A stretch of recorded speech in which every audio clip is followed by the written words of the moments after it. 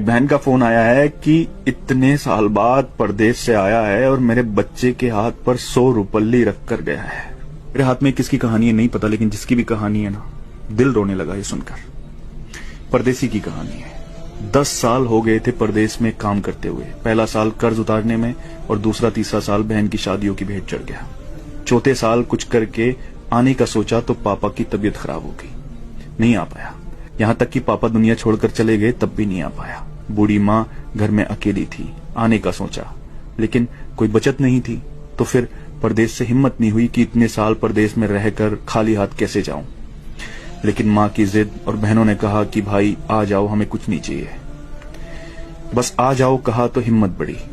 कुछ उधार लिया, कुछ पास था जिससे टिकट करवाया और वापस ये सोचकर आ गया कि अब कोई बड़ी जिम्मेदारी तो है नहीं, यहीं पे कुछ कर लेंगे। आने के दूसरे दिन बहन से मिलने गया। बहन बच्चों वाली हो चुकी थी। आते वक्त भांजे के हाथ पर 100 रुपए रखकर वापस हुआ।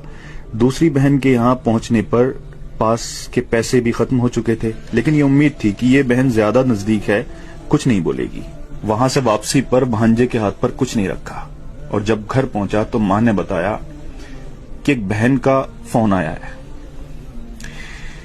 बहुत बड़ा दिल चाहिए यार ये सुनने के लिए। एक बहन का फोन आया है कि इतने साल बाद परदेश से आया है और मेरे बच्चे के हाथ पर 100 रुपल्ली रख कर गया है। इतना तो हम फकीरों को दे देते हैं। दूसरी बोली मेरे बच्चों के हाथ पर 10 रुपल्ली भी रख कर नहीं गया, ससुराल में मेरी नाक कटा दी। ये सब सुनकर मैं सुन्न रह गया और अब अपनी 10 साल की कमाइयों का हिसाब लगा रहा था। अरे यार, अगर पुराना घर छोड़कर नए घर में भी चले जाओ ना तो ख्वाब हमेशा पुराने घरों के आते हैं। और एक परदेसी तो अपना सब कुछ छोड़कर चला जाता है अपनों के लिए, अपनों को बसाने के लिए। लोग मेहनत करके पैसा कमाते हैं, लेकिन परदेसी मेहनत के साथ साथ अपनी उम्र को बेचकर पैसा कमाता है। किसी खुशियों में नहीं आ पाता, किसी की मैयत में नहीं आ पाता। सच पूछो तो हमारे सीने में दिल किस तरफ है ना, ये एक परदेसी ही बता सकता है। क्योंकि जब वो अपनों को छोड़कर जाता है ना तो सीने में वही तकलीफ होती है जहां दिल होता है। जुल्म नहीं करते अपने लोग ये कहकर कि तुमने परदेश में रहकर हमारे लिए किया ही क्या है।